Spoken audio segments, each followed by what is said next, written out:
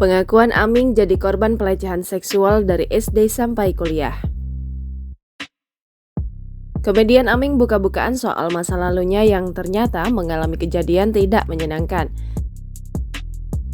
Dari pengakuan Aming, ia ternyata korban pelecehan seksual selama bertahun-tahun.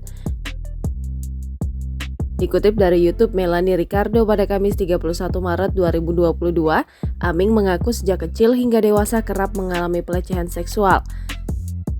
Yang membuatnya semakin trauma adalah kejadian itu dilakukan oleh orang terdekat. Tak hanya mengalami pelecehan, Aming juga mengaku pernah diperkosa. Pria bernama lengkap Aming Supriyatna Sugandi ini menyebut peristiwa tersebut terjadi ketika dirinya duduk di bangku kuliah. Meski demikian, Aming tidak berkenan untuk menjelaskan siapa sosok tersebut. Aming memilih untuk merahasiakan pelaku.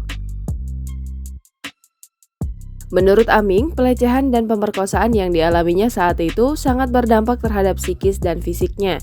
Lebih dari itu, Aming merasa hingga saat ini pun banyak orang masih mempertanyakan orientasi seksualnya.